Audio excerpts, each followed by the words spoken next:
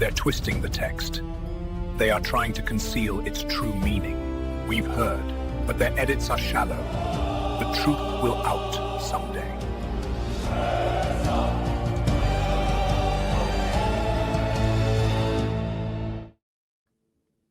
Peace of the Lord to all of you. Welcome to the show. So, the Quran is full of mysteries, and there is a specific one that everybody has heard about, found in Surah 9, verse 30, where the Quran says the Jews say that Ezra is the son of God. But nobody seems to know where that comes from. There is no record of the Jews ever saying that. Or is there? So we have with us our friend Shai, who looks at apocryphal stories from the Jews and Christians and historical records to see where the stories in the Quran came from. Just as he showed us here, you have a couple of screenshots of previous shows that we've done with Shai. One of my favorite shows ever here on the channel is the one here with the Queen of Sheba. So Solomon and Sheba story. That was very good. And if you haven't watched that, make sure that you do after the show. But today we're going to be talking about Ezra, the son of God, and see if Shai has actually found the answer to that big problem or found some clues that will lead us to finding the answer. So Shai, welcome back to the channel. How are you, sir? Great to be here. I'm fine. Thank you very much. How are you? Yeah, I'm very well. So, and hopefully we are streaming correctly on both our platforms, plus on X, plus Facebook. So hopefully all of that is going well. Fingers crossed.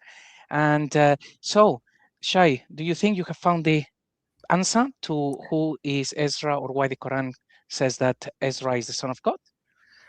Yes, I think I have a very good candidate for this option. Of course, I'm not the archaeologist or a textual researcher. It's all there for anyone who wants to see. We just bring it out. Um, actually, I'm very new at this, so I hope people will be patient with me because I'm new at live streaming. But what we're gonna do is we're gonna make it a two-part video. Hopefully, we'll finish both of the parts today. If not, we'll continue a different time. The first part will be about the Islamic claim that Jews worship Ezra as the son of God. By the way, most Jews don't even know about it. If you ask any Israeli and you say, "Do you worship Ezra?" and he said, "Which Ezra? What Ezra? Are you talking about Ezra the scribe, Ezra the rabbi, Ezra from the Shuk Carmel that everyone worship his falafel?" They don't know what you're talking about. It's something that's very foreign to Israelis and most Jews, this claim. But actually, in Islam, it's a very strong claim. And the first part, we're going to go through it. And what do Muslims claim, how Muslims prove this verse to have any reliable meaning or any logic into it. So they give all kinds of claims to prove that it's a legitimate verse. So next slide. I'm going to show through this, through the Islamic claim, the principle of Islam. In Islam, we usually, people in the West, Jewish mind, Western mind, we always, especially religious people, we have a pursuit of truth. We see truth as something that is holy, it's divine, it's something that we pursue it and want to reach it. It's in Islam, it doesn't work this way. It doesn't want to convince you about any truth or a lie. There's only one narrative in Islam, which is advancing Islam. So anything that advances Islam is the true Islam. And it's like you see the picture in the snake in the picture.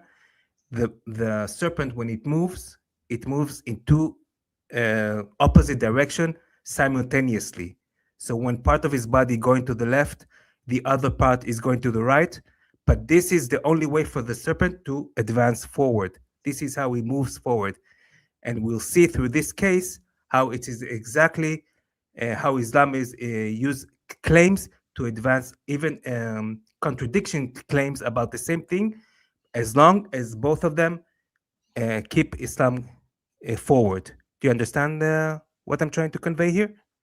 Yeah, absolutely. And I really like the example of the snake. That's actually a new one. I've never heard that one before. And yeah, very good example. Yes, it's actually from the. It's actually also from the Torah when Moses left up the cane towards God, towards the sky. The cane was straight, like the straight path, close to God. And once he dropped it, it became a serpent and became swirly. So it's either way, any way you choose it. At the end of the day, it's any way you choose it, it will go forward. It is either you choose the positive way or the way of sin and deception. Eventually, it will get somewhere. So this is from this connotation. So next slide. We're going to talk about Ezra. So a little bit about Ezra. Christians and Jews know him from the book of Ezra and Nehemiah.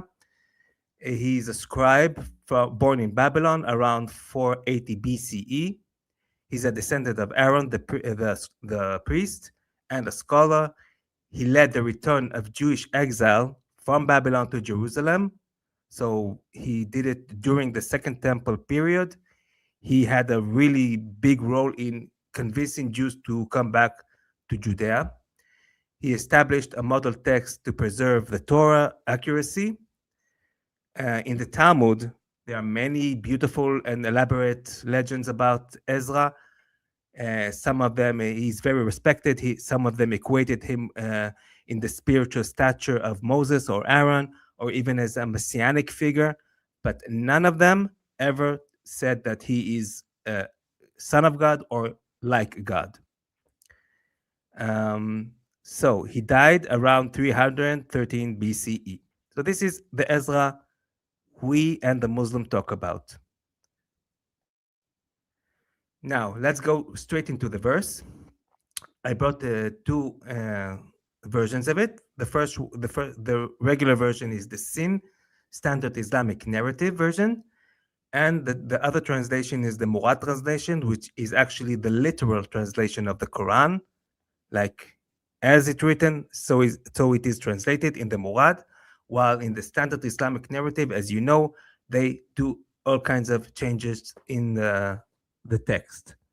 So should I read it or you want to read it? Okay, let me actually read it. It's a little bit small, but I think I can. So with the Standard Islamic Narrative Translation, we have here Daif International, who renders that for us as, the Jews say Ezra is the son of Allah, and the Christians say the Messiah is the son of Allah. That is their statement from their mouths. They imitate the saying of those who disbelieved before them. May Allah destroy them. How are they deluded? Do you want me to have a go at Murad's version? No, I can do with the Murad. And the Jews have said Uzair is the son of Allah, and the Nasara, that's the Christian, have said Al-Masih, Messiah, is the son of Allah. That is their saying by their mouth, analogizing the saying of those who have covered from before. Allah combated them, Anna, they be calumniated. So Anna in usually, I don't know, maybe it's Aramaic, but in Hebrew, in ancient Hebrew, Anna means where. So combated them where they be communicated for. So, but the first thing you see, the first difference clear that you see here is the Standard Islamic Narrative usually, not all the time, but usually uses present tense, while the Murad translation uses past tense. Did you notice it? Yes, and actually, this is something I would really love to see Murad when he comes back to do live streaming to actually use to actually show the problems with the tenses. In short, the Quran speaks in the past tense like a lot, and they all and then the translators they make it into the present tense to sell the illusion that this is Muhammad speaking to the crowd about, oh, look, this is what they are doing, when in fact the Quran is supposed to be telling, for the most part, stories of the past. So this doesn't surprise me. The Quran is full of problems with the tenses. Yes, and to give it also this eternal flair to it, that it's a word that is current to all time. So next slide, we'll see that most of all in English. Also, by the way, in my Hebrew translation, maybe you can see your language translation too.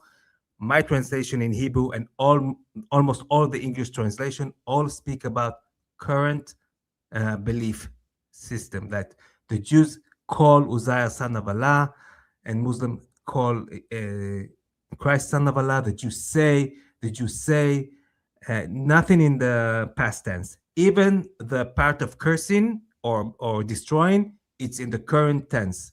Allah curse them, Allah destroy them, Allah fight them. The only translation that is actual past tense is Dr. Ali. He's the only one who write it in past tense, but even he, in the part of fighting, it make it present tense. Fight them today. Allah fight them today. So most of translation in the narrative of Islam are present tense. So we're talking about a current belief that today Jews worship Ezra as the son of Allah. So which one is it? Is it past custom or current custom? And then this is when I want to this is why I gave the example of the snake. Let's start with the Islamic sources themselves that prove to us that not only that it's a current worship that Jews do today, because according to Islamic sources, the Hadith, there are a few Hadith and other, this worship of Ezra as the son of Allah will continue until the end of days. So we have this one example of a Hadith that the followers of Muhammad had asked him, what will the day of judgment, the day of resurrection will look like? And he tells them that they will meet Allah and how things will go on. And then he get to this part. Somebody will then announce, let every nation follow what they used to worship. So he's talking about nations. So the companions of the cross, that's all the Christians of the world, will go with their crosses. And the idolaters will go with their idols. And the companions of every false deities will go with their God, till there remain those who used to worship Allah. That's the Muslim. They will be the last nation, both obedience and mischievous. So the righteous Muslim and the sinners of the Muslims. So anyway, then after all will gather, then it will be said to the Jews, what did you use to worship? They will reply, we used to worship Ezra, the son of Allah. It was said to them, you are liars, for Allah has neither a wife nor a son. So this is also kind of a disconnect from the understanding of religion, of Jewish or Christian religion, because originally in Islam, they think that we believe Allah has a wife. And for that, because he has a wife, then he has a son. That's a very primitive understanding of Christianity and Judaism. So according to Islam, in the future, and today and until the end time, Jews believe that Allah has a wife and they bore a son whose name is Ezra. And now let's see how sinister it is. This announcer will ask them, what do you want now? They will reply, what do you think they will reply? Will they say, forgive us? Will they repent? Will they ask for forgiveness? No, they will say they want water. That's what they want. And then it was said to them, they will be shown this mirage of heaven full of water, and it will and someone will tell them, drink, and they will go and drink and fall down in hell. This is the nation of the Jews in the end times getting punished for worshiping Ezra and Allah's wife. And again, the story continues with the Christian part. Same scenario. Again, a Christian will say they worship the Messiah, and it will say to them, again, Allah neither has a wife, as if Christians believe God has a wife, which they don't. So you see how clueless they are from from understanding the religions they tend to be part of. And again, they will say drink water and they will fall to hell too. So we got it to this part? Yeah, this is something that I've heard Muslims pretending that this hadith doesn't exist because it actually really says this is going to be for the day of judgment. It's going to be on the day of judgment, the Jews are going to say this. But here we are, and the Jews say, what are you talking about? We don't say that Ezra is the Son of God. So there is a clear problem. So they pretend that this doesn't exist, and they come up with all of these other interpretations. No, that was in the 7th century, it was in Arabia, and it's like, but you have your hadiths. By the way, so we're getting some comments as well that I cannot read because they are in Hebrew. So I'll put them here on the screen. And when you Allah have the can't have a opportunity- wife nor not a son because he doesn't have a wife. That's what this in Hebrew says. Okay, so anyway, do you want me to read the comments? well, particularly, I will show them as they are actually popping up, and if they're in Hebrew, they are certainly not for me. Okay, so the audience, Hebrew speaking, can read it. So now we know we worship Ezra as the son of Allah until the end of time. But now we need to know, when did we start this worship? So this is from the history of Tabari, the pseudo history of Tabari, the ancient kingdoms.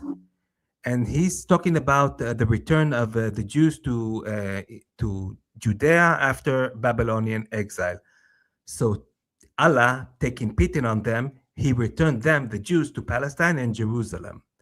Anyway, they had, when they came back, they had no divine scripture, for the Torah has been seized and burned, and it perished. Ezra, one of the captives of Babylon, who returned to Palestine, spent days and nights graving over it in solitude.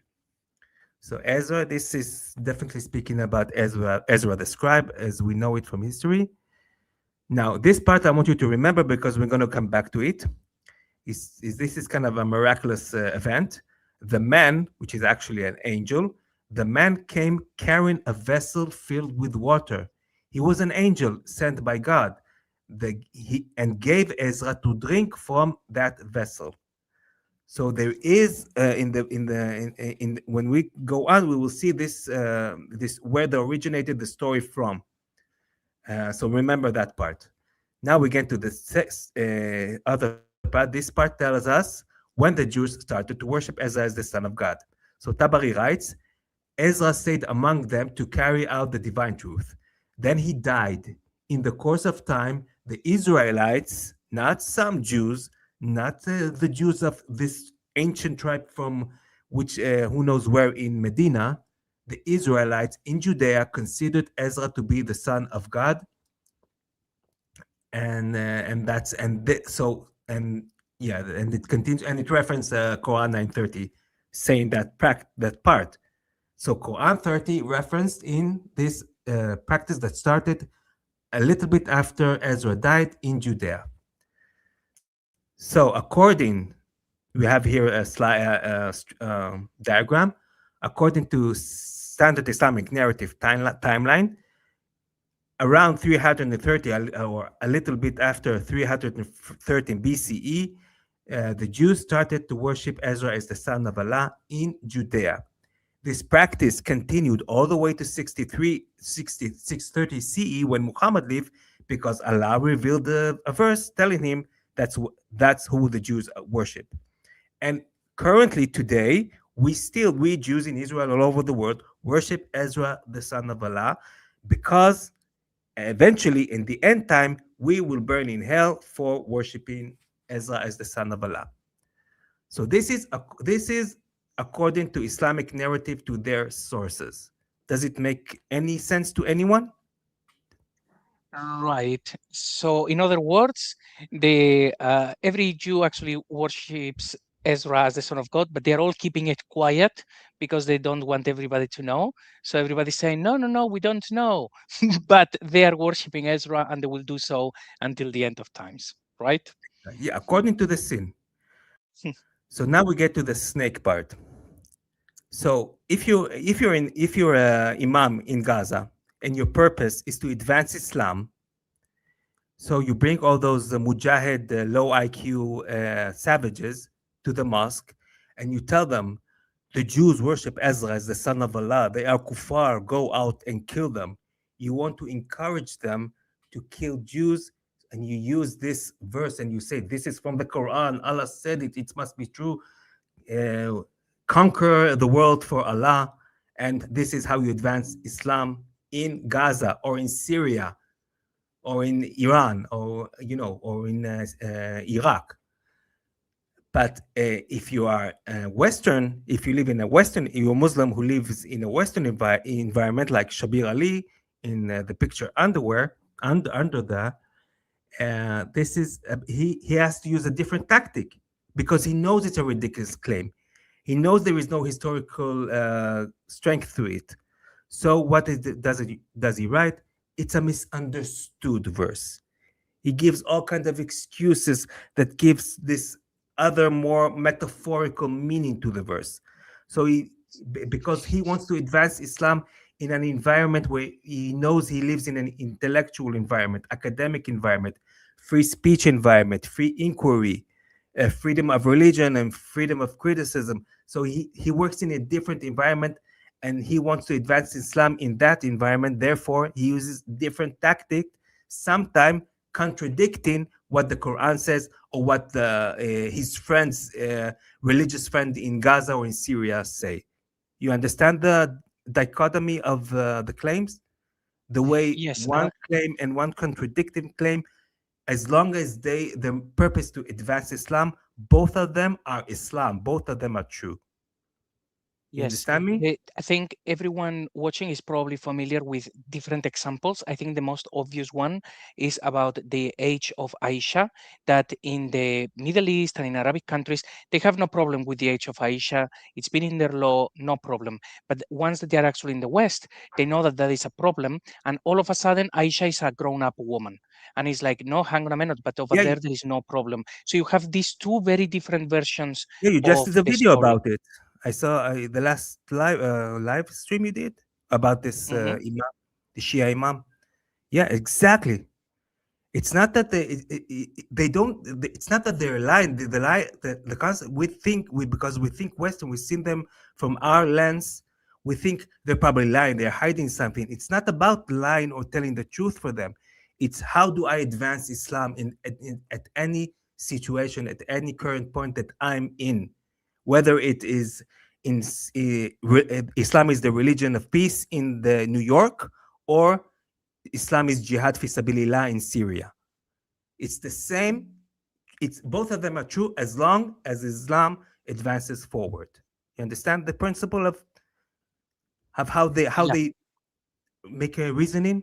So now we're going to go through a few of the claims of the intellectuals in the West about this weird assumption, weird claim that Jews worship Ezra. So the first evidence they give is this book, is Second Esdras, also known as Four Esdras. It's a pseudepigraphical book. It's apocalyptic book featuring visions and revelations given to Ezra. The core chapters 3 to 14 were written by an unknown Jewish author. They were actually in Hebrew, by the way, around 100 CE. So it's 400 years after Ezra. Christians later, Christian edition are chapters 1 and 2 and 15 and 16. They were later appended, creating the version found in some Bibles. So the second book of Esdras is an apocryphal book. Part of it is Jewish, part of it is Christian, and the Hebrew version completely lost. So you still have some Bibles with this book. So this is the book. They tell us this book proves Jews worship Ezra as the Son of God, and they give us example of verses. So this is from Esdras 14, chapter 14. Verse 9, this is actually from the Jewish part of the book. And it says, for thou shalt be taken. This is God or an angel speaking to Ezra. For thou shalt be taken away from all, and from henceforth thou shalt remain with my son. And this is speaking about the Messiah in this case.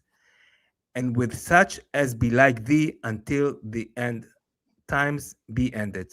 So they say this proves the Jews worship Ezra as the son of God.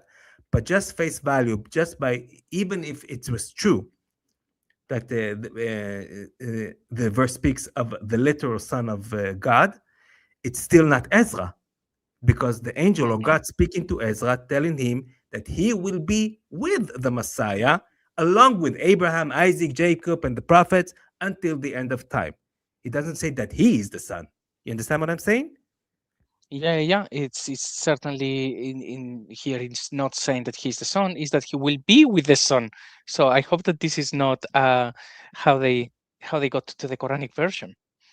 Yes. Now, also in Hebrew, there is no capital S, like there is no capital Hebrew letters. In Hebrew, my son is also, it's a common use of also in the Bible, that my son can refer to the people of Israel, or the Messiah, or a certain prophet, or a father, or one of our fathers. It's like more of a attribution rather than literal physical son. But anyway, this is another claim they give. This is from the Christian version. So then said I, this is Ezra speaking, said I unto the angel, what young person is it that crowned them and giveth them palms in their hands? So this is literal description of Jesus in this Christian part. So he answered and said unto me, the angel, it is the Son of God, whom they have confessed in the world. Then began I greatly to commend them that stood something, name of the Lord. So again, this is Ezra asking an angel about this person that is that he sees, which is a very vivid description of Jesus himself. So again, not talking about Ezra as being the son of God. It's talking about, in this case, Jesus himself as the son of God in Second Ezra. This is from the Christian chapter of the book. Okay. Okay, actually, just as I know that you actually will have an answer later, but I wanted just to comment from, sorry, just looking for a comment here. So, well, the Quran says in a different place that Mary is the sister of Aaron, which I've done a video about it recently, showing the problems in the tafsirs and so on. But Me too. the thing is, in the place, you read the Bible, it will call Elizabeth like one of the daughters of Aaron. So it is odd that in the Bible you have Mary is only mentioned a handful of times in the whole Bible, and she's speaking with Elizabeth, who is described as the one of the daughters of Aaron. And then in the Quran we have Mary, sister of Aaron, when she's actually there speaking with Elizabeth, pretty much. So I do wonder if they had some stuff from the Bible and they simply just misunderstood it, like these sections that you are showing about Esdras, where it is Ezra supposed to be talking about Jesus, but people misunderstood that and they thought, okay, no, that's him, the Son of God. And it's like, no, you're not understanding this. Maybe there is a precedent for this with the whole Mary, sister of Aaron. I don't know. So again, actually, unfortunately, uh, this is not just a Muslim claim, because it's also been shown by Western academics, Christian or atheists or even Jews, who use Esdras as this. Maybe this is the source of this kind of assumption that Jews worship Son of God. So they use, and the Muslims just take advantage of it and adopt this academic actually claim, pseudo claim. But I can't read. Yeah. So, but we're still in Esdras. Remember, I told you about the part where a man, the angel, came carrying a vessel and filled with water, and the angel and Ezra drank the water, and this is how the Torah got inside his consciousness. You remember that we showed it before. So this tradition actually comes from Esdras. this story comes from. We have some versions of it in Talmud, but the specific story about the vessel is actually taken from that Ezra story. And funny enough, the only church today that regard Esdras as canon text is the Ethiopian church. And we know how much the Ethiopian church had influence on the origins of Islam.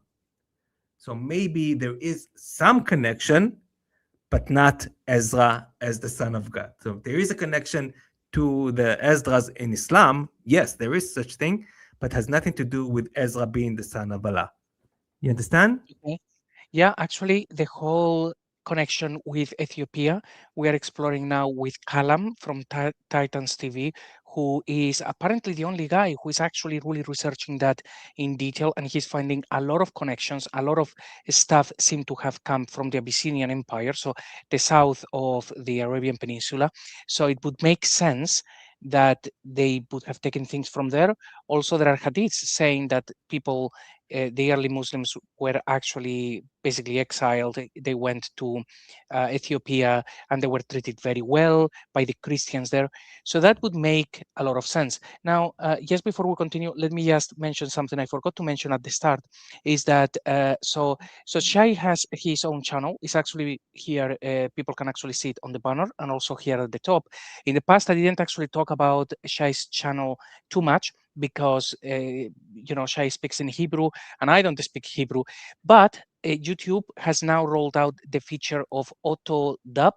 So if anything that Shai is posting now, anything new, it will be auto translated into your language. So make sure that you actually subscribe to his channel, see the stuff that he researches and finds. Even if you don't speak Hebrew, now this feature is rolled out and it really, really helps. So yes, I forgot to mention that at the beginning. Okay. So this is the part, this is one of the claims to defend this phenomenal, unrealistic verse is the book of Esdras as explanation. So now there is another explanation which they give. Of course, when they are in Western environment, they will use it. And usually they will say, of course, it's not talking about all the Jews. It's just talking about some Jews. So we're going to see which one is it. Is it all the Jews or is it just some of the Jews? And of course, both answers are true as long as in the situation, the answer advances Islam. They believe both of them, depends on the situation. So just by reading the verse, face value, this is supposed to be the Quran, the most clear text ever given to mankind. It's supposed to be clear as the sun, right? That's what they say. So if the Quran says the Jews, it doesn't say some Jews. It doesn't say the Jews of Medina or the Jews of Yemen. No, it said the Jews. So if there was a sect of Jews, only a sect who believed that Ezra was the son of Allah, wouldn't an all-knowing, responsible God know that the vast majority of the Jews do not believe this? Wouldn't he tell those Jews that they are contradicting the belief of the Jews of Jerusalem or of the Jews of Babylon? No, he tells them the Jews worship Ezra, the Christians worship Jesus, meaning the whole belief system is surrounding the belief that Ezra is the son of God, just like in Christianity, surrounding the concept of Jesus as the son of God. Okay, so there's no difference there, just by reading the verse itself. But let's let's give them the benefit of the doubt. This is one of the places they want to prove that it's only some Jews. They will go to Sirat Rasulallah, the life of Muhammad by Ibn Ishaq, as one example. Of course, there are many. But this is an example how to show that it's not all the Jews, but only some of the Jews. So this is this part explains how the background to the revelation of 930, of the verse 930. So it says here, Salam and Numan bin Afwa and Mahmud bin Dihya and Shaz and Malik came and said to him. So the Muslim go, you see, it's not all of the Jews. It's just Salam and Nukma and Afwa and Malik and Jihri. It's not all of the Jews. So this is how they want to present it, as if it proves that only specifically those people, or maybe their clan, or maybe their tribe in Medina, those are the one he's talking about. So anyway, those specific people came to him and said to Muhammad, how can we follow you when you have abandoned our Qibla, which is the direction of prayer to Jerusalem, and you do not allege that Uzair is the son of God? And then Allah sent him the verse of 930. So allegedly, the Muslim claim that, you see, it speaks only about the specific group. But again, just because it's specific people coming to Muhammad doesn't mean that they don't represent the whole belief of the whole nation. It doesn't say here anywhere that they are any different from the whole people of the Jews. They pray towards Jerusalem. The Qibla is towards Jerusalem, like all the nation of the Jews. And also they worship Uzair as the son of God, like all the nation. It doesn't talk specifically about them. And neither Allah tells Muhammad that they contradicting the rest of the people, of the Jews. So it's a very weak claim to make that it's only specific place in a specific time. But they do it because they have to, because it doesn't make sense. And either way, even if it's true, let's still give them the benefit of the doubt that it's only Salem and Malik and Awfa and Dikhya and Shaz, only they worship Ezra as the son of Allah, and all the rest of the Jews don't. You go to the next page. This is page 269. You go to the next page, 270. And then you have another story about revelation of a different verses. So it says here, a number of Jews, not all the Jews, just a number of Jews, came to the apostle and said, now Muhammad, wow, wait, I need to drink. Now Muhammad, Allah created creation, but who created Allah? The apostle was so angry that his color changed, and he rushed at them, being indignant for his Lord. Gabriel came, quieted him, saying, calm yourself, O Muhammad. And an answer to what they asked came to him from Allah. Say blah blah. That's verses from the Quran, that there is no God but Allah and all that stuff. But anyway, again, so you turn the page, you see Jews claiming Ezra is the son of God. You turn the other page, Jews claiming someone created Allah. You continue downstairs. After he revealed, the Jews ask him a different question. Down here, describe. They said to Muhammad, describe his shape, like Allah's shape. Describe his shape to us, Muhammad. His forearm or his upper arm, what are they like? You see, so every time you have some Jews doing some form of spreading corruption in the land. Sometimes it's saying Ezra is the son of God. Sometimes saying Allah has arms and head and feet. Sometimes saying that someone created Allah. Sometimes they want to poison. They poison Muhammad. Sometimes some Jews poison the prophets. Some Jews want to kill Jesus. Every time it's only some Jews, but at a certain point, it's always Jews spreading corruption all the time. So it becomes anyway all the Jews all the time. You understand how they manipulate the narrative? So it's a win-win. Yeah, and I'm actually quite used to that. A couple of things when you were actually reading this of the Jews saying to Muhammad, "Oh, so who Allah created creation? Who created Allah?" I remember the Christian Prince when he says actually quite often that Allah doesn't exist. It was created by Muhammad, because everything is about Muhammad. So when I read something like this, I do wonder whether the author was actually implying something like this, like, yeah, you are saying that you are speaking with God and you have all of these things from God, but describe him to us, almost like saying you are inventing everything that you say. Wow. But Yeah, it's and just a little. And just to address here a comment, so in which world does Uzair in Arabic becomes Ezra? The closest to Uzair, it should be Uzziah. Islam is interesting, frustratingly interesting. Yes, I totally agree. I think the reason is might be that because when the Quran was originally written or copied from, there were no diacritics, the words pretty much looked identical. So in the end, you have two different traditions. One of them starts to read Uzair, the other one Ezra, and in the end, they have to say, okay, Uzair and Ezra, they're the same thing. And that's that. Maybe it has to do with people not knowing what the Quran was saying and having to add the diacritics much later, so you end up with the two beliefs. I don't know if that's the case, but it wouldn't surprise me. Shai, do you have an Yeah, but opinion on again, just by addressing the narrative, the sin itself, according to the interpreters and the scholars, it's speaking about Ezra the scribe, the historical Ezra, and they give reference to him, the Ezra we know from the book of Ezra and Nehemiah. So, according to the sin, anyway, it is Ezra. But there are more. There is another candidate that will be completely out there later on in the video. But so we'll get there in the second part. So anyway, I think we're done with first part. So the conclusion.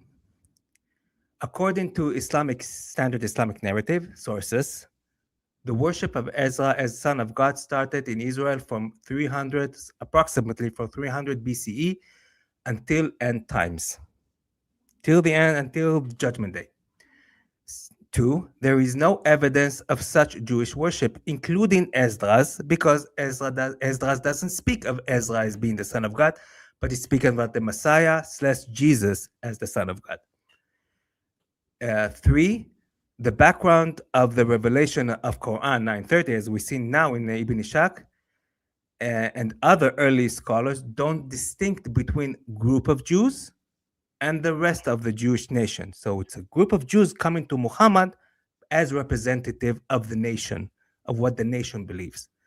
And anyway, it's a win-win for Islam, because either way, some Jews spread some form of corruption in the land all the time. So anyway, it becomes all the Jews, whether it's only some Jews do this and other Jews do that. Okay? Any question for this part?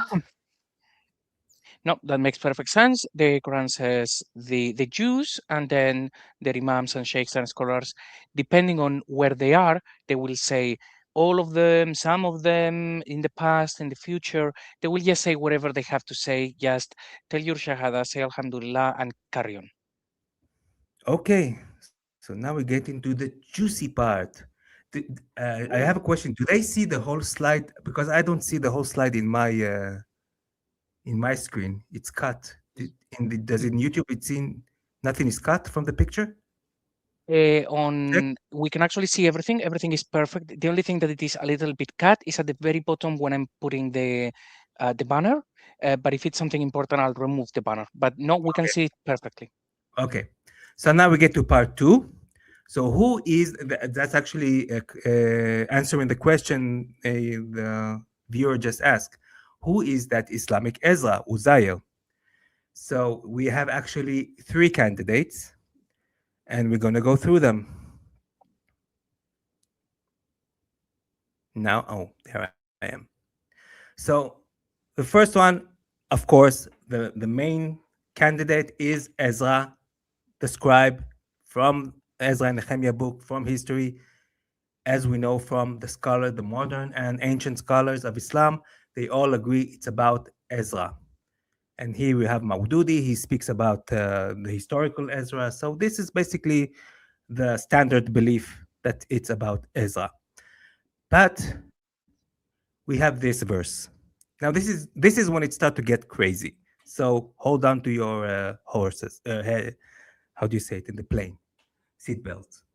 So we have another verse that is attributed to Ezra.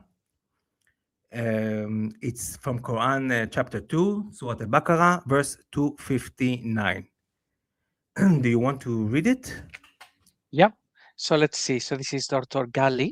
Read it slow because it's a bit just reading it, it's going crazy. So read it like children book, because the Quran is so Okay. obvious, so clear.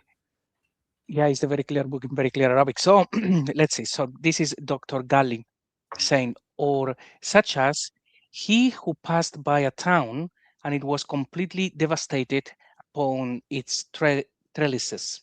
He said, however, will Allah give life to this town after its death? So Allah made him die 100 seasons, i.e., years.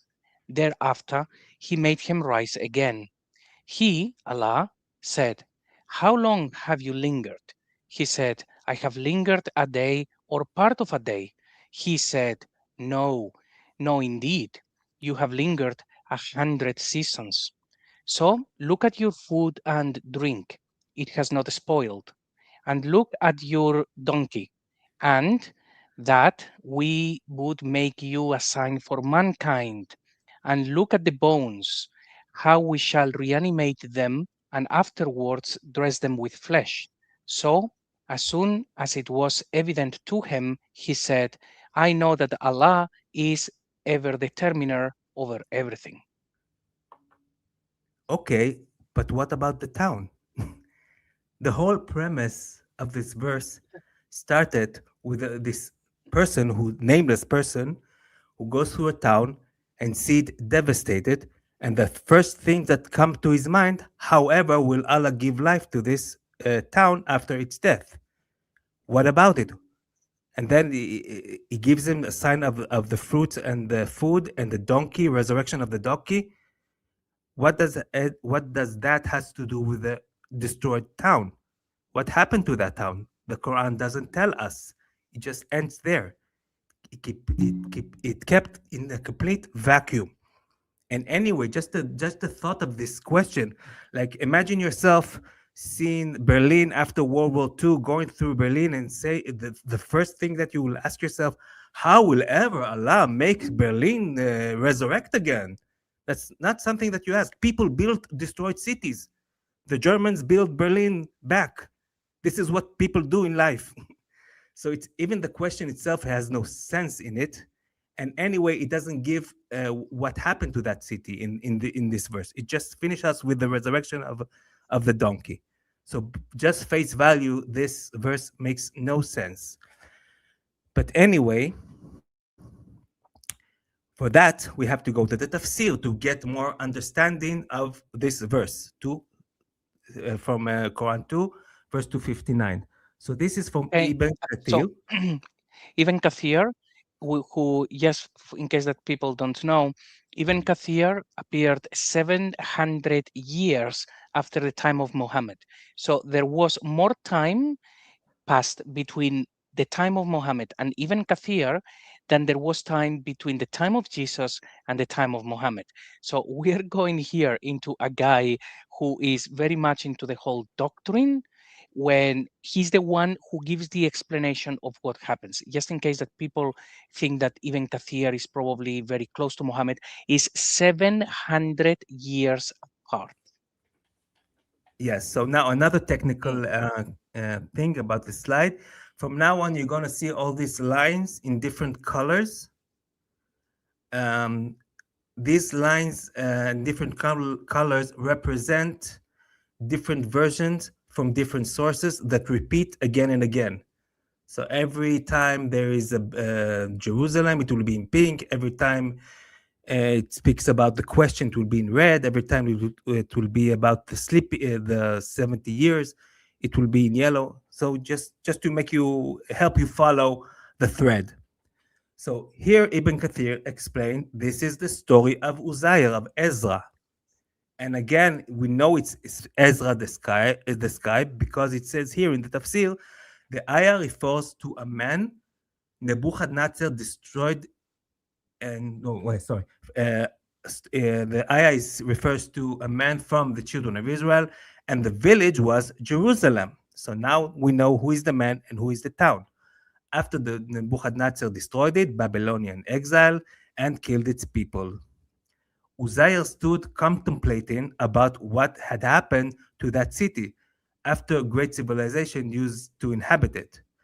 And now he has the question, oh, how will Allah ever bring it to life? So now we know the question is about Jerusalem after it was destroyed because of the utter destruction. And after that, Ibn Kathir continue, so Allah caused him to die for 100 years, then raised him up again. The city was rebuilt 70, remember that number because it's an important number, 70 years after the man Uzziah died. And it's inhabited, built it again, and the children of Israel moved there. I can't read it, I'm sorry. Anyway. So this is actually, so in the Quran, it simply says, it just talks about someone. So instead of saying Ezra saw Jerusalem destroyed, instead of that, it says, it's like he who walked by a town and it is destroyed. And he said, so the Quran doesn't tell you anything, doesn't tell you the town, the person, but 700 years later, we have Ibn Kathir collating all of these commentaries saying, oh yeah, that very clear verse in the very clear book, in the very clear Arabic, is Ezra, the city is Jerusalem, but the very clear book doesn't say any of this. It doesn't say anything. The verse doesn't say about what happened to that city. Only in the tafsir we read that it was actually built back after 70 years while he was dead. It doesn't say that in the Quran verse. So it's a detail that Ibn Kathir adds. Okay, we continue? Or you want to say anything?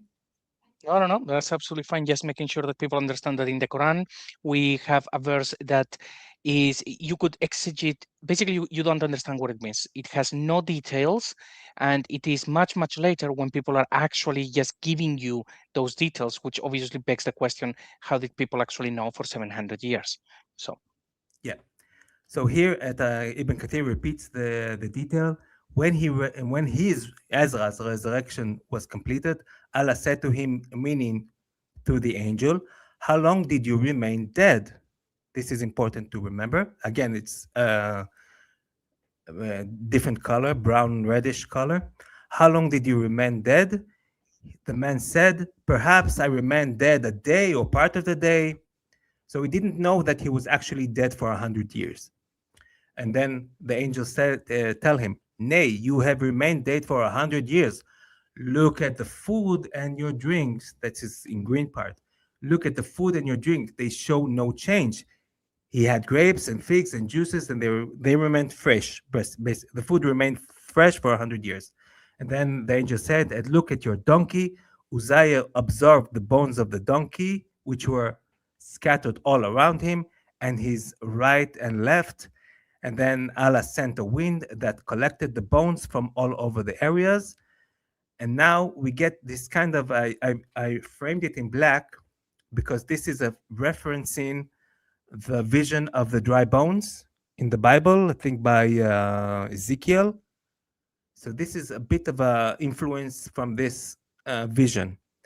Allah then brought every bone to its place until they formed a full donkey made of fleshless bones.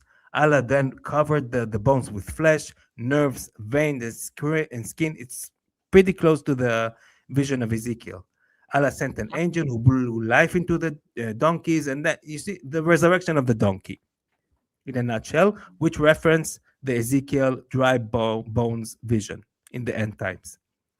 So we continue. This is another part of the Tafsir Kathir.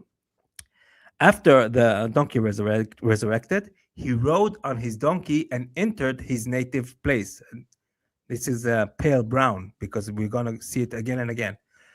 But the people did not recognize him, nor did his household. So his own people and his own family didn't recognize Ezra the scribe. But then he met this woman. Anyway, she was blind. And then again, I put it in a black frame because this is a reference to Jesus' miracles. He saw a blind woman that knew Ezra when she was young and prayed to cure me of blindness if you are Ezra. He prayed for her and the message and massaged her eyes and took her by the hand. Get up by the power of Allah. He said, The crippled woman stood up and walked. She opened her eyes and saw. Her blindness was gone. She said, I bear witness that you are Ezra. So you see references we saw before, reference to Ezekiel, visions of the bones, and now we see reference to a Christological Jesus kind of miracle from the New Testament. So anyway, she rushed to the assembly of the Israelites. Ezra's son was 118 years old, and his children's children now were lords of the assembly. She called out to them, saying, This is Ezra, come to you. They accused her of lying, meaning they didn't recognize him. They thought she was lying. Anyway, after that, his son said, where is it? I can't see. Can you read the rest? Because I can't see. His son said, My father had a mark between his shoulders, a black mole, and they discovered it. Do you know the black mole? Where it comes Yep. from? Well, no, I don't know where it comes from. I know that it is in Islam, but I don't know where they copied that from because it feels weird. Yeah. Well, I didn't look it up even because it's too much information. But anyway, the black mole, again, I put it in a black frame because it's a different tradition coming from Islam this time about the sign of the prophethood is a black mole in the back of the prophet. Anyway, this is the Tafsir Ibn Kathir.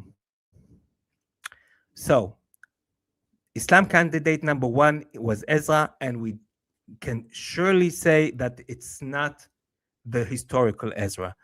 First of all, if anything, Ezra was very much alive during the return of the Jews to Judea. He was not sleeping dead for 100 years during that time because he's a crucial player of bringing the Jews back to Judea. He couldn't be dead that time. So it can't be Ezra. And of course, there is no mention in any Jewish source or legend about Ezra being dead or seeing Jerusalem being destroyed and then living during the time that she was rebuilt. He was actually living after the temple was already built, the second temple. So it can't be Ezra. So now we go to candidate number 2. Any question for now? Or comments? Just to recap, what we've seen then is that according to Ibn Kathir, Ezra, he saw Jerusalem destroyed. Also, he died for 100 years. Then he was resurrected. Also, he cured a woman's blindness. And also, he had a mole on his back. Basically, a whole sort of things that do not appear anywhere, not in the Bible or in Targums or in anything, right? Yes, we see Muslim traditions, we see Christian traditions, we see biblical traditions that make up the story, and then we're going to see in the end the Talmudic source. But for now, we'll stay with this. We're going to candidate number 2, and this is Jeremiah, our precious prophet. He lived in 649 BCE to 568 BCE. In the first temple period, he was during the destruction of the temple and the Babylonian exile. So we all know Jeremiah from the book of Jeremiah. Of course, Muslims love all the prophets. Unfortunately, they have no clue who they are, except that part that the Jews killed them. That much they know about the prophets. They love so much. And actually, before you move on, just to make sure that we are all on track. So you are proposing that the verse in the Quran that says the Jews say Ezra is the son of God. You think that Ezra, they got him confused with other actual characters, biblical characters? Now I'm talking about the legend behind verse 259. Okay. The common belief of 259 is that it's about Ezra. This is the most acknowledged, agreed upon belief. But there are other options, other candidates. This specific is Jeremiah is one example of that candidate. I'm not talking about 930 now. We're talking about the other source for Ezra in the Quran, which is 259, that crazy legend. Okay? Is it clear? Cool. Yes. So the version of Jeremiah comes from Tabari this time. He has two versions of Jeremiah. We start with version 1 of that story from 2 to 59. Version 1. So, according to a report reaching us, God then inspired Jeremiah. Thus, I am restoring Jerusalem, a destroyed city. Therefore, process to settle there. So he set out, and arriving there, he found it in ruins, a ruined city. He said to himself, the question, God be praised. He commanded me to settle in the city and announced to me that he would restore it. But will he rebuild it? And when will he revive it after its death? Again, we have the question. And then right after the question, the sleeping time. He then put his head down and fell asleep. His donkey and provision basket were with him, so food and the donkey. And then he says here, a bit different from the Kathir, he remained asleep for 70 years. Remember those 70 years? So now we have a twist in the story. It's not actually 100-year death, it's a 70-year sleep. And then during that time, Nebuchadnezzar and on the rest, and it continued.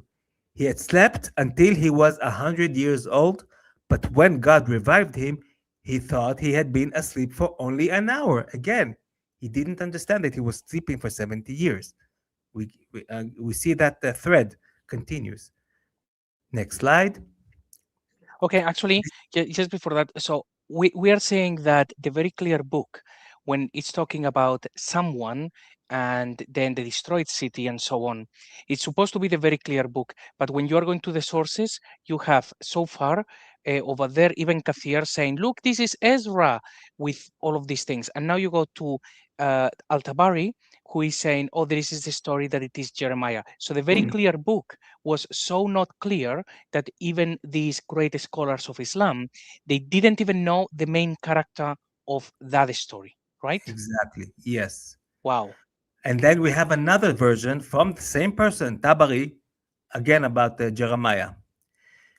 Jeremiah came on his donkey carrying a vessel of grapes, juice, and basket of figs. That's the food and the donkey. And then he asked the question, how would God revive this city after its death? Then, right after the question, God then caused him to lie dead for 100 years. Same Jeremiah. Now it's not 70 years sleep. Now it's like Ibn Kathir, 100 years death. So you see, they just play with they are all over the place. That's why it took me so much to repair this slide, because it's so confusing. I'm trying to make it as much clear to everyone to follow. So anyway, he was dead for this part of Jeremiah, dead for 100 years. And then here we have another interesting part that we're going to see later from the original story. God made him invisible. So during that time when he was dead, he was like, no one could see him. He was like invisible. That's why no one could touch him or see what happened to him. So he was invisible for 100 years. Then God raised him up, saying, how long have you tarried? And he said, I have tarried a day or part of the day. Again, he doesn't know it's 100 years. And then God said, no, you have tarried 100 years. Now look at the food, look at the drink, and nothing is spoiled. And look at the donkey, and we snow make you a sign for the people. Wow, the sign for the people. They all love this sign for mankind stuff. Like, what's the sign here? So look at the bones and your donkey. We shall set them up and close them with the flesh. So again, we see reference to Ezekiel vision of the dry bones. So this is version 2. Now, just to show you how free is the historian Tabari to make all these confusions in the same of taking one story and put it in different characters. Or it's not only Tabari; it's a trait in Islam, in Islamic theology. It's something that it's common.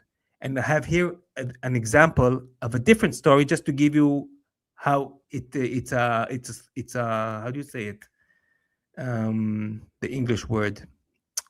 It's like a continuing narrative, not narrative. It's a habit that they mix one story in different people. So we have just pulling, just walking aside from the the the subject. I give you the example of the death of Prophet Isaiah, and next to the death of Saint Zechariah, which is the father of John the Baptist in Christianity. So according to Tabari, in Isaiah, it says here, as Isaiah finished his speech, they turned upon him to kill him. But the prophet fled from them.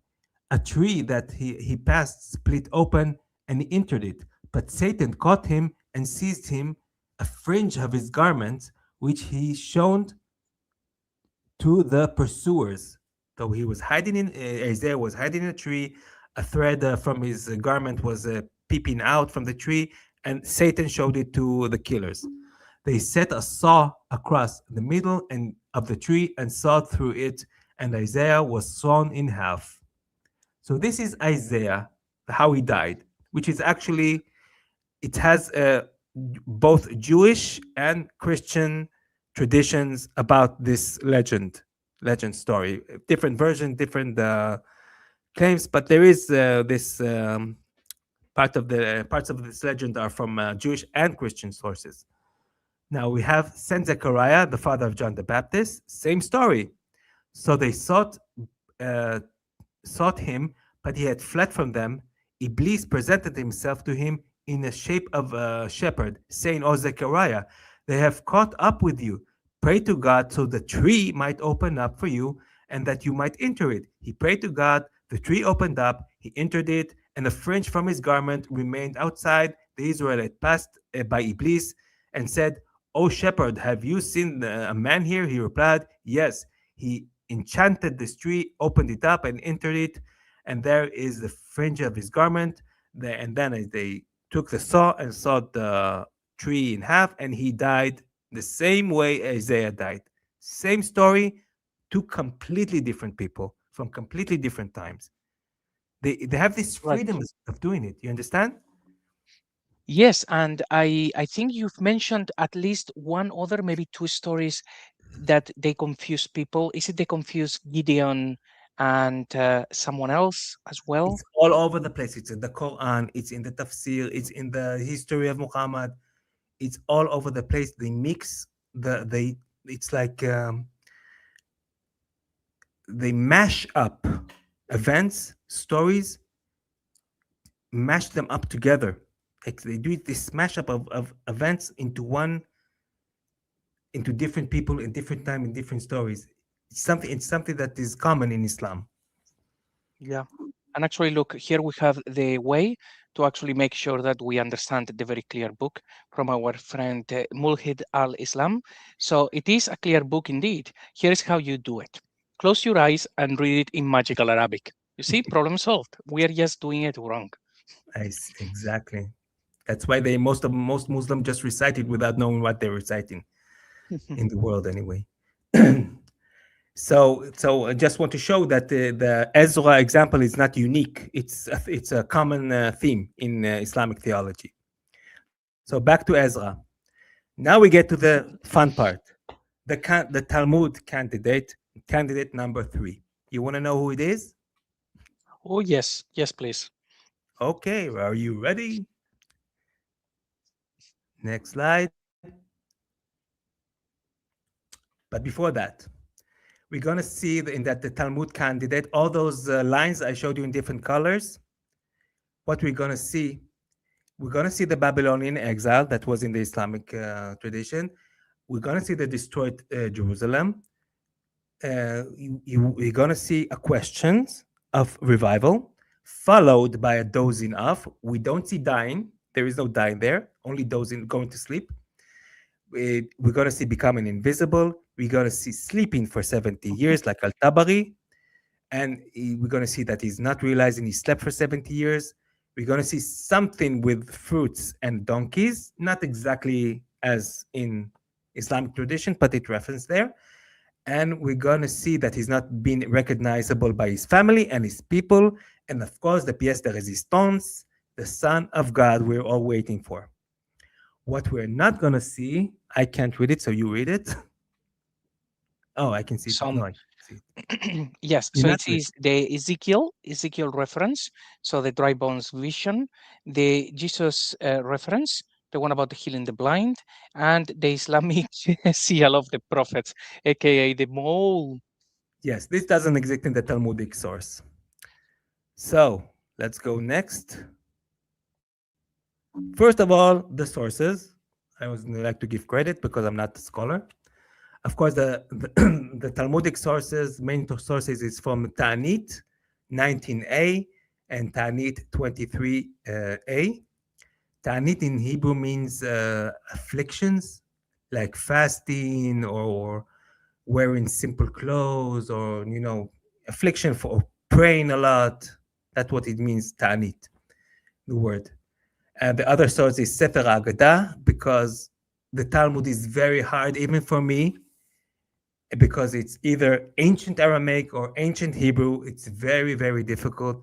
Sefer Agadah is I recommend people who investigate this stuff use Sefer Agadah. It's a very, very clear source that helps you read the stories in a much more modern way to understand it. And of course, Professor Uri Rubin. And these are my sources. So, ready for the guy. Let me just say about Professor Uri Rubin, because most people will not be familiar with his work. May he rest in peace. He was a phenomenal scholar, and just like other people like Patricia Crone, who are now not with us, I think they would be very, very proud to see the sort of things that we are unpacking by using their work, their lives' work. They were phenomenal people, and we have just advanced things a lot from their time. So I hope they can actually see us all of the stuff that we are doing. So Uri Rubin, for anyone Amen. who is interested to know on other scholars that are phenomenal and they are not really very well known, he is one of them, and yeah, phenomenal work. I think I actually I thought about it. It's not that the academic system was not did not do a good job. It's teaching from the academic that it's been selected, because the information is academic and it's based on facts and it's there for everyone to see.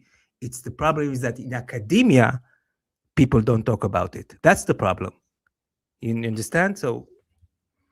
Yes, yes, and also there are just lots of things that have been coming out even over the last 5 years. So the game has changed entirely since, like, in the last 5 years. So these individuals, unfortunately, they're not with us anymore, but they would have been very, very happy to have seen all of the things that are coming out and the things that are going to come out in the next 5 years. So, but they have certainly have done an amazing job at paving the road for us, and we are where we are because of everything that they've done. So all credit to them. Okay, so we can go now to Choni Amagel, the circle drawer. Choni, the circle drawer. So the story from the Quran 2:259 is referencing a Talmudic story, a Talmudic legend about Choni Amagel, who is an historical figure. He lived around 2nd century BCE to the 1st century BCE. No, yes, 2nd, 3rd.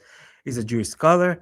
During the 1st century BC, a number of individuals claimed to be miracle workers in the tradition of Elijah, kind of a John the Baptist. Yes, John the Baptist figures that were in Israel. There were a few of them. One of whom is Chonia Me'agel, the circle maker, who was famous for his ability to successfully pray for rain. So this is the person. Now we can see in the history of Tabari, they also reference him. The portrays for this story, we're talking about the 259, the story of Ezra and Jeremiah, is the legend of Honi, the circle maker, and Jeremiah disciple Baruch ben Neriah. I'm not going to go through Baruch ben Neriah because again, it's too much information. maybe we can do a sequel as part 2 for this. So we're just going to stick to Honi, the circle maker, which even in the history of Tabari is referenced. Okay? So we need to understand wait. about... When it says the prototypes for this story are the legends, sorry, for what story exactly? The story of the donkeys and the fruit and the sleeping for being dead 100 years. Right. It's to the tafsir from Ibn Kathir and Tabari, telling the story of behind the verse 2 to 59. Understand? Okay. Yes. I'm with you. Okay. So just to understand that, again, the ta'anit, it means fasting. It's more affliction. It's also fasting or praying a lot. So all the whole tracket, it speaks about pray and fast and the paradigm. The paradigm for this tracket is the power of prayer, the power of devotion and repentance. That's the paradigm. The methodology is conveying the moral or social message through imaginary stories, usually about righteous people, tzaddikim in Hebrew, or in Arabic, tzaddikin. And in our case, Honi HaMe'agel story reflects on the connection between destruction of the first temple, Babylon exile, which was, by the way, 70 years exile, and the second temple return. So you have the tracket about affliction and prayer. The way to convey the message is through legends about historical figures. Part of the legends are true, part of the legends are fantasy, but the purpose is to convey a message through legends. And this is from the Sefer Haggadah by Bialik. This is from the Talmud, and this gives us better translation for the original ancient Aramaic or Hebrew of the legend. So the premise of this legend starts with a commentary on Psalms 1. Can you read it? Do you read Psalms 126, verse 1? So the whole psalm is about the return of the Jews from the exile of Babylon. That's the verse the rabbis speak about. And they speak about verse 1. When the Lord brought back the captives to Zion, we were like men who dreamed. So from this verse, they want to convey an idea through the legend we're going to read now. Do you understand? Yes. Okay. So through all Rabbi Yochanan said, he starts the legend. Through all the days of that righteous man, speaking about Honi, he was troubled about the meaning of the verse, a song of ascent, when the Lord brought back those that returned to Zion, we were like unto them that dream. That's Psalms 126, verse 1. Now the question comes, is it possible for men to doze off and dream constantly for 70 years? He's like giving this clueless question, allegedly. So he's asking a clueless question. Can someone sleep for 70 years? And then, walking on the road, he saw a man planting a carob tree. He asked him, how long will it take this tree to bear fruits? The man replied, 70 years. He asked him, are you quite sure you will live another 70 years to eat from the fruits?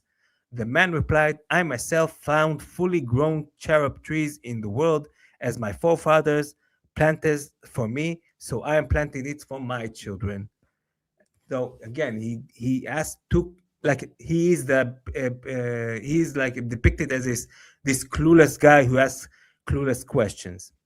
So right after the question, when Honi sat down for a meal, sleep overcame. We continue. Sleep overcame him, and he dozed off. During his sleep, a grotto formed itself around him and hid him from sight. So he became invisible, so that he continued sleeping for 70 years. Remember who was sleeping for 70 years? From Tabari? Yeah, Jeremiah. yeah. Yep, yep. Okay. So when he woke up, he saw a man gathering the fruit of the same carob tree. He asked, "Are you the man who planted this tree?" The man replied, "That man was my grandfather." Next, when Honi saw the herds and herds of descendants of his own donkey, so he went to sleep. He had only one donkey. He woke up. He saw herds and herds of the descendants of his donkey. So this is kind of referencing the miracle of the donkey in a different angle. So he couldn't understand how could it be that the just he slept for a few minutes and then he already has herds and herds of the same donkey. So then he exclaimed, "No doubt I slept for 70 years." So in the beginning, he didn't understand. He thought he just made a siesta after a meal, and he didn't understand how come the tree is grown, how come the donkey is now herds of donkeys. So now he realizes he's actually didn't sleep for a few hours, but actually for 70 years. So after he woke up, he went to his home and inquired, "Where is the son of Honi, the circle maker?" He was told, "Honi's son is no longer in this world, but his grandson is." And that he announced, "I am Honi, the circle maker." But no one believed him. So his family, again, didn't recognize him, just as we saw in the Islamic version. He went to the house of study. So now the people, not just the family, also the people of the community, where he overheard the sages say, "This tradition is as clear to us now as it was in the days of Honi, the circle maker. For whenever he came to the academy, we would settle any difficulty, and the sages had." Hearing these words, he cried out, "But I am Honi." And since the sages again neither believed him nor accorded him the honor due to him, he was mortified that he besought God's mercy, and he died. Rava observed, "For this reason, mortals say the followers of men or the followers of death." So we have the frame of the story. Now we're going to get more the differences between the two versions, just to make clear what's going on there. But we're going to get to the pièce de résistance, which is where did the son of Allah comes from, and it actually comes from the same legends, not this legend, but same Ta'anit tractate about another legend about Ezra. And this is from Ta'anit 19, the tractate Ta'anit 19a. And the discussion between the rabbis begins with this premise. If a city is afflicted by pestilence or collapsing building, that city, so we're talking about a destroyed city, that city fasts and cries out, and all of its surrounding areas do not cry out. And Rabbi Akiva says, there's all kind of arguments between the rabbis. So Rabbi Akiva said, no, they cry out, but they do not fast. So they doing this argument about, is there such a thing as too much afflictions? Is there such a thing that people should don't torture themselves because they're torturing their body? Maybe it's certain conditions they only pray, and in certain conditions they also fast. So that's the argument. So in order to convey this this point that actually not that the city that hurt she needs to fast, but those who live around it only pray.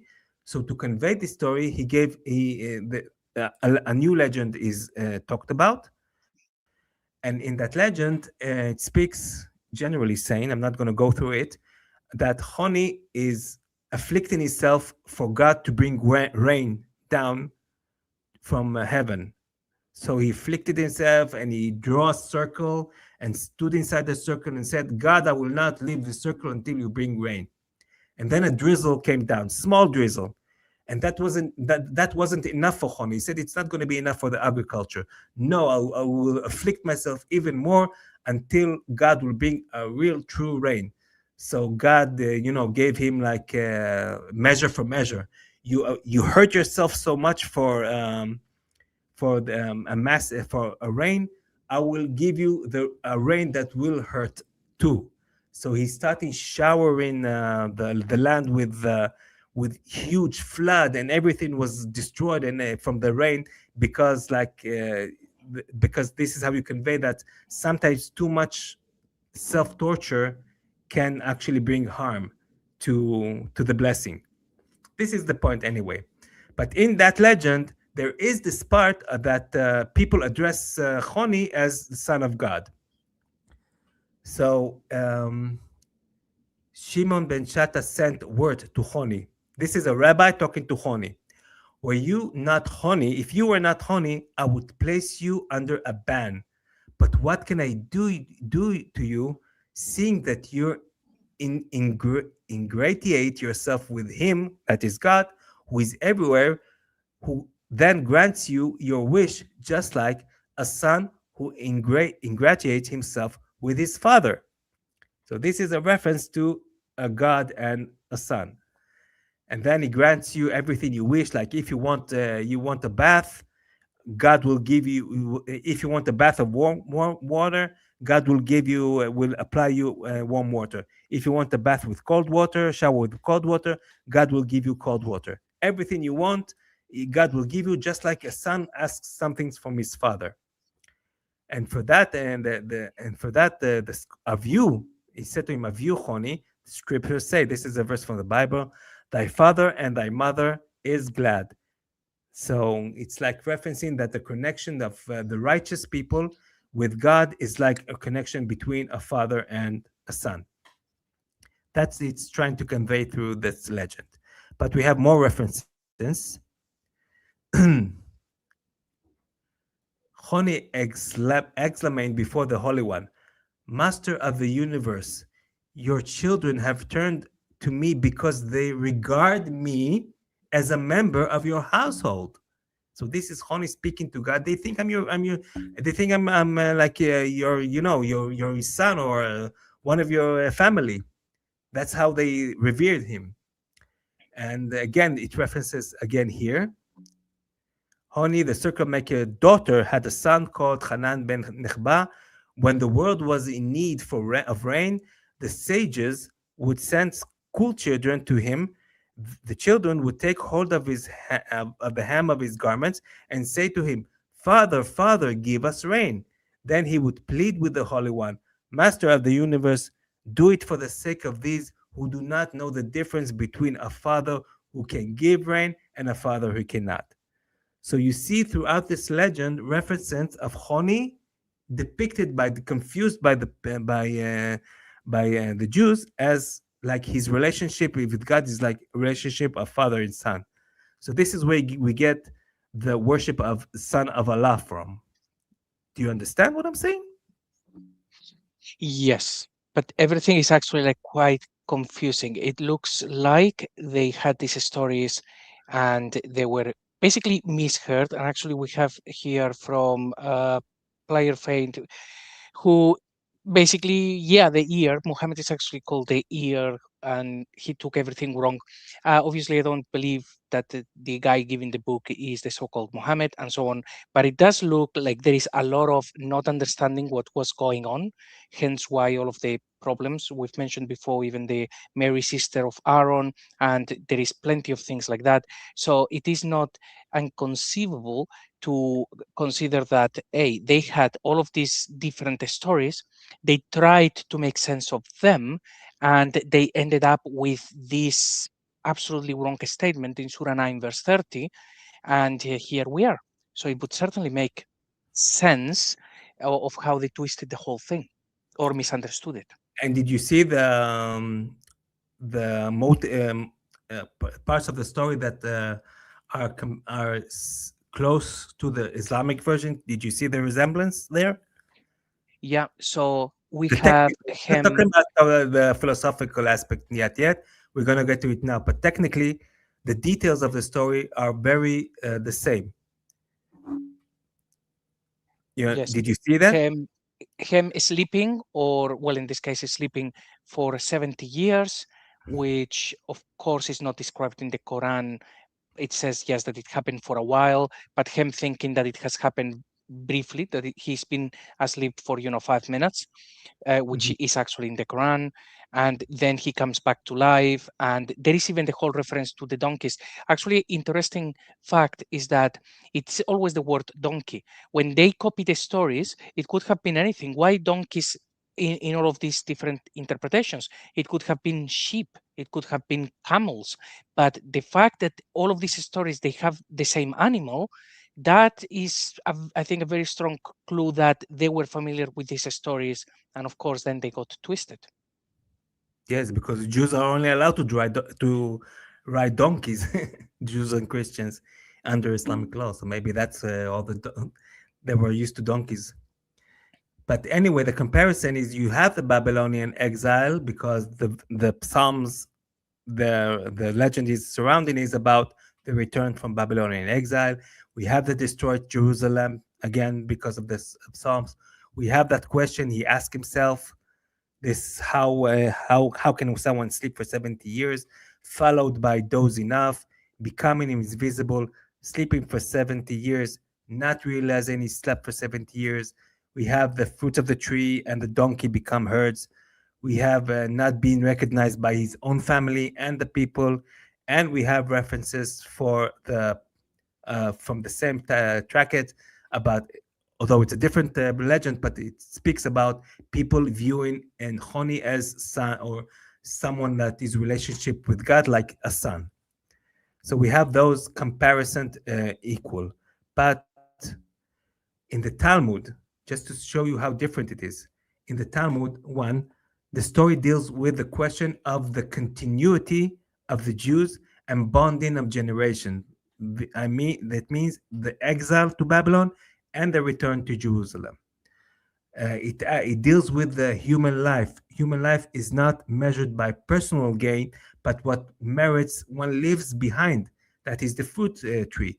The father planted the tree he will not enjoy because his children will enjoy it. This is the meaning of being righteous, even if you don't gain from it. You give it to the next generation. There is a connection to the future generation.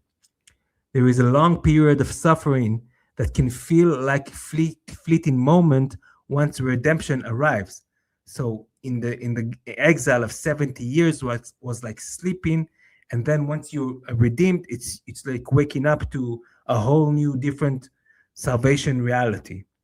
That's what he feels, and that was this legend of sleeping conveys through that through the legend. And another lesson: without friendship and family, life loses its vitality, even in a redeemed world. That referencing what when he was not recognized by his family and his friends, it makes life, even for a redeemed world that he helped to redeem, meaningless because he doesn't have this relationship. This is how family and community is important. That's the lesson of that legend. In Islam, on the other hand, the plagiarizer's version divorces from the message. There is no message about exile, return. It's about a destroyed city that Allah needs to revive it. It doesn't reference. It's actually speaking about exile and return and redemption. 2, it ascribes historical reality to the fantasy and sometimes spices up. So they regard all this legend about Honi and his dreaming and his sleeping and waking up and all this stuff as history, as something that happened, and they even embellish it with more spicy details like healing the blind like Jesus and seeing the resurrection of the donkey like Ezekiel. You understand? 3, it attributes the legend to a character recognized by Islam. So Honi is not in Islam. So Islam put it, just like they did with Isaiah and Zechariah, they put the story of Honi. They said, oh, sounds nice for Uzziel. So Islam put that story of Honi on Uzziel, Ezra. And it closes the legend with an Islamic narrative.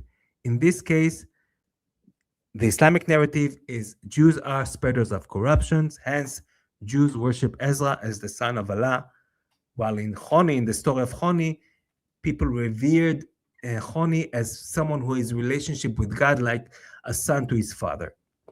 This is the difference between the two. You understand the differences and how everything twisted out from the original source? Hello?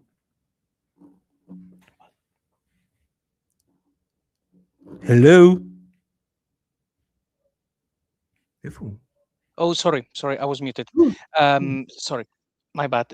So yes, once we actually get to the conclusion, we can talk about the tafsirs and how they basically built all of this. When we look just at the Quran, when I actually read that verse in the Quran, I thought it was simply one of these countless verses that basically are just saying, Allah can do everything. He's super powerful. So there is a guy, a city is destroyed, but he made him resurrect after 100 years or whatever. So fear Allah is this thing that you keep getting Sign all for the time throughout the mankind. Quran. Don't forget sign for mankind. You forgot the And the most important. sign, and it's like the sign, but we don't know who it is. We don't know the city. We don't know what happened.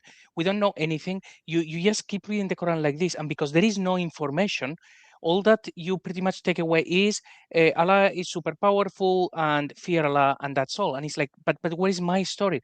It looks almost like they took just single verses from here and there. That is what makes the Quran, and then hundreds of years later, people have to make up the stories. They have to almost figure out what those stories were meant to be in order for the illusion of the book being divine still being sold to the masses, right? Very Yeah, bizarre. exactly. It completely divorces the purpose of those stories. It attributes them as historical events dealing with completely different people. It just plays what it plays around with the with stories as he pleases. And for that, we get to the conclusion that Islam is not an Abrahamic religion, but it's a method of divorcing away from them. So if I always say if there's one picture in the world, if you want to understand Islam in one picture, it's exactly this picture. You have, the 7th of October. They call it the Arabic name of 7th of October is Tufan Al Aqsa storm.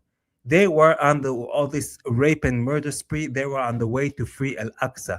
They will kill and will die for to free this place from the Jews, only so that they can go up there, turn their back to the place, to the Holy of Holies, where the mosque is standing. They turn their back, they bent over and point with the rear side to the holiest place in the world.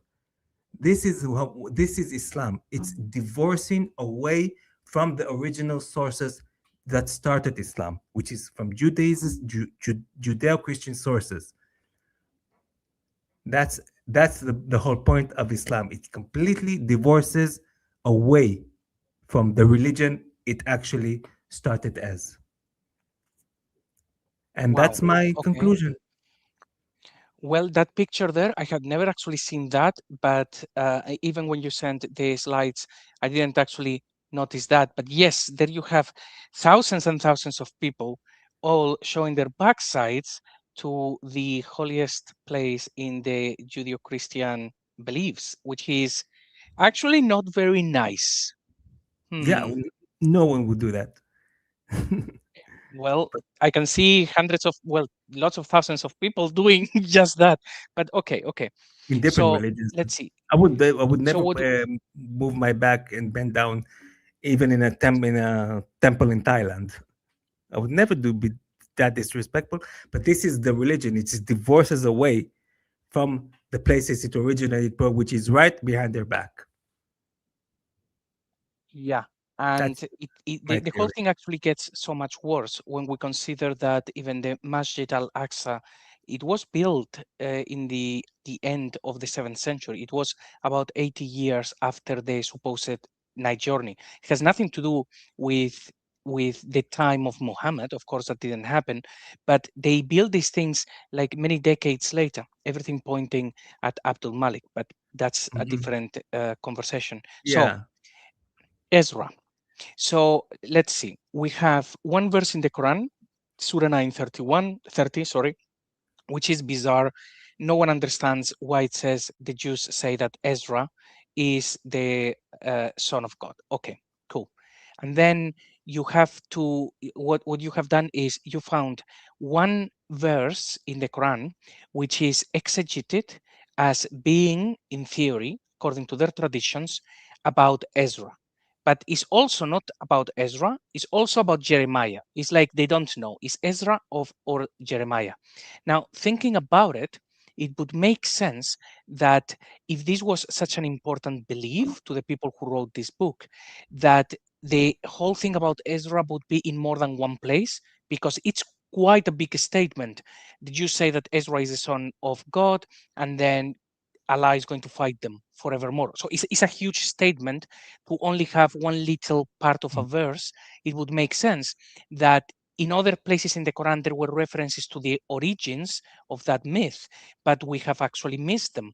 And then, with that in mind, you find this verse where in the tafsirs, they say, okay, this is about Ezra, but it also could be about Jeremiah. And in the Talmud, it's about honey. All three rolled into one. And when we line them all up, we see that if we ignore Ezra and we see honey, who actually matches this verse, he could have been understood or misinterpreted as the Jews thinking that he was the son of God in a legend. And then from there, they join the dots to saying, okay, it's actually not honey, it's Ezra, and they are calling him the son of God, not knowing that that only comes about honey and in a legend, which means The, no the one legend really believes conveys it. the legend conveys the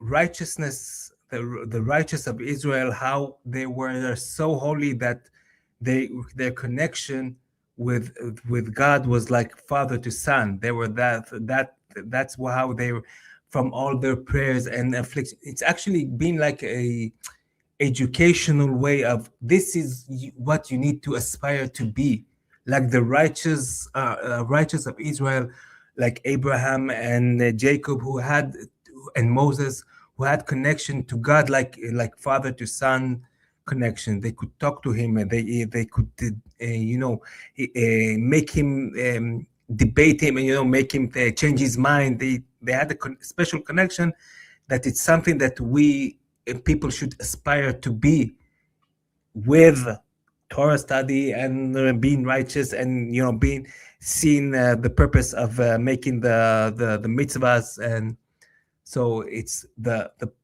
while in the Islamic just shallows it down to a simple meaning of Jews worshiping someone as the son of God.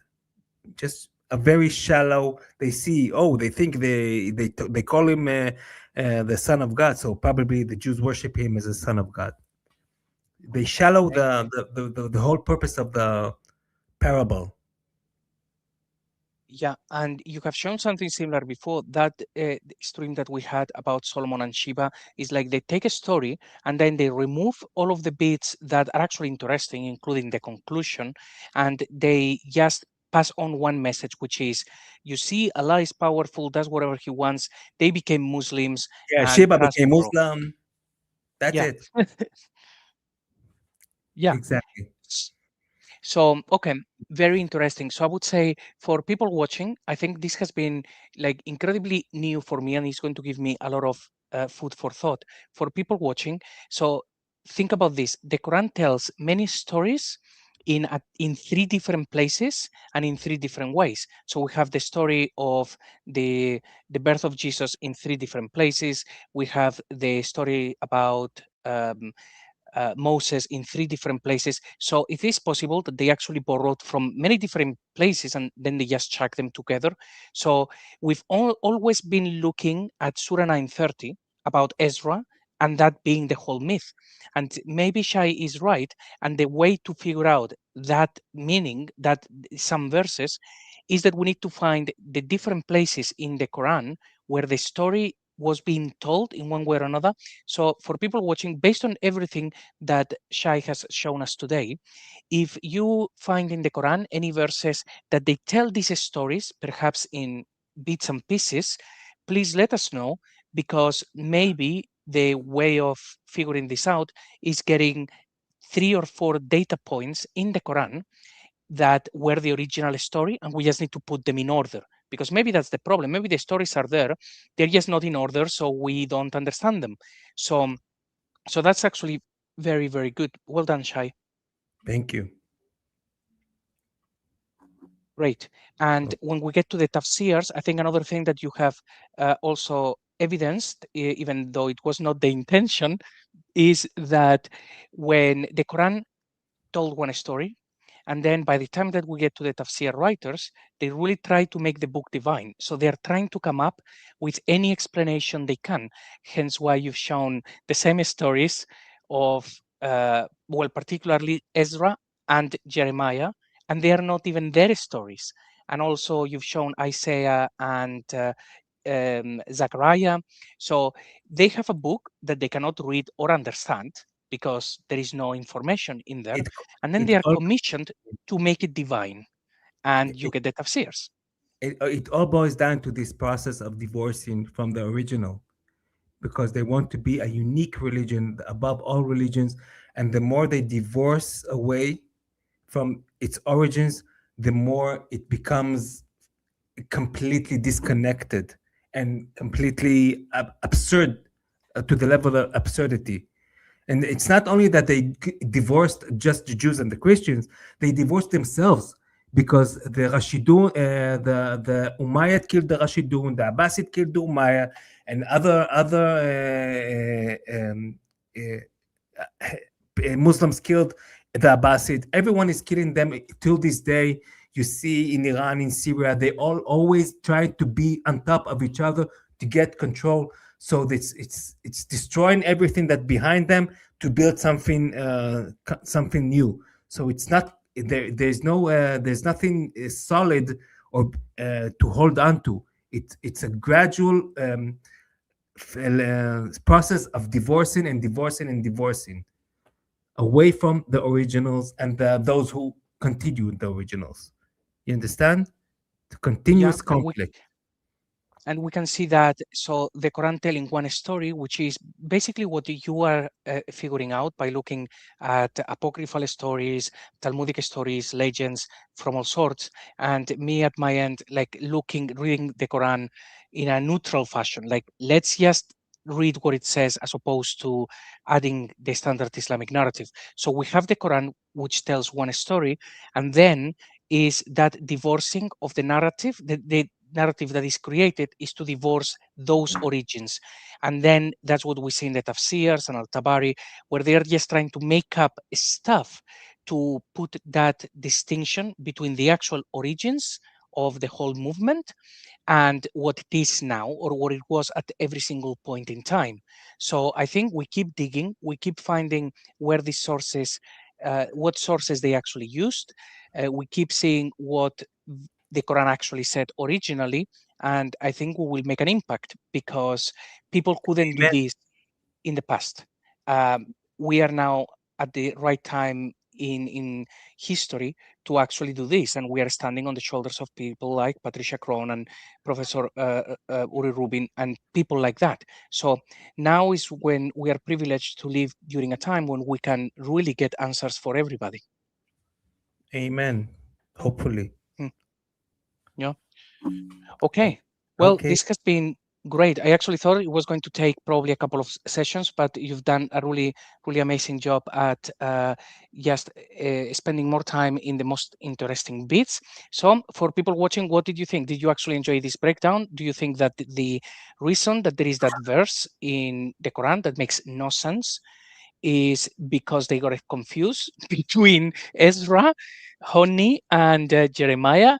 They end up with something that is just very unusual, or do you Leave have comments any other below. I thoughts? will answer both in my channel and both in CJ's channel. I will be happy to hear thoughts, and I will read all of them. And I'm sure CJ will too. JC will do too. Yeah, and any comments that you actually send to me, if you send them to me directly, don't worry, I will actually send them to Shai, because this is Shai's area of expertise, and that's actually what I normally do. We've had Better in here the public, better in the public, because it helps the algorithm. Yeah, actually, that's actually, make sure that you actually put them there on the channel. So Andy has sent some comments. Andy, your comments have actually been very good, but they have had lots of references with verses and stuff. If you would be so kind to actually add such comments on the actual comment section, so like this, we have it. It's easy for us to find and to actually explore further. But yeah, I've noticed your comments. They're actually very, very cool. So please make sure that you send anything like that on the comment section, and then we will address them. That would be great. And apart from that, phenomenal. Shai, so do you have any other projects that you're working on? Any other content that you think you're going to be putting out soon? Hopefully, I will meet some very important Israeli scholar and a politician, hopefully. And I hope I can collaborate, but of course, it's for Israeli audience more, because my message in Israel, it's nowhere to be found. In English, you have a lot. You have you have Lloyd, you have Apostate Prophet, and you have great people doing this important job in Israel. It's silent. So yes, that's something as well. There are lots of scholars and researchers in other countries. In India, they have lots of very, very good researchers, also in Germany, in France, but the English language is the one that actually gets everything out there. So if you actually find more stuff, make sure that you actually let us know, so that any of your discoveries, they're actually sent to the English speaking world. And likewise, anything else that you see in this community, start putting it there, so that people in Israel can also open their eyes as to how Islam actually began. amen. Great. Okay, well, Shai, looking forward to the next time when you have some very cool things to show us, hopefully very, very soon. And I now, dedicate this slide to the brave freedom fighters of Iran. yeah, okay. Yeah. Okay, yeah, well said. Javad Shah. So very, very soon, things are going to change. The fastest growing religion, indeed. So, Shai, any final words before we call it a day? No, I'm fine. Thank you very much. Okay, well, thank you very much for watching. Thank you for your comments. Leave your thoughts on the comment section below. And if you have any other areas of research that you think that we should look into, let us know as well. And hopefully we will get there as soon as we have the opportunity. So hopefully we'll see you all soon. Take care. God bless you all. Bye-bye. There is only one Quran, right? Every Quran in the world is the same. That's what you've been told.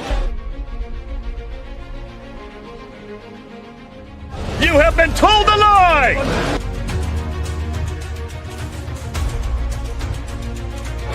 26 of the Quran. 26 different Qurans! There are 0 Dawa guys apparently left on the planet who are willing to defend Muhammad in a debate. Everybody can go and read it. This is a book full of mistakes in Arabic, in the grammar, in the spelling, in the pronunciation. Whoever wrote the Quran made an error because they didn't quite understand what was written in the 7th century in the Torah and the Injil. Stay away from these translations. They are propaganda. We know that stories about Muhammad were made up on an industrial scale. What in the world is this Injil?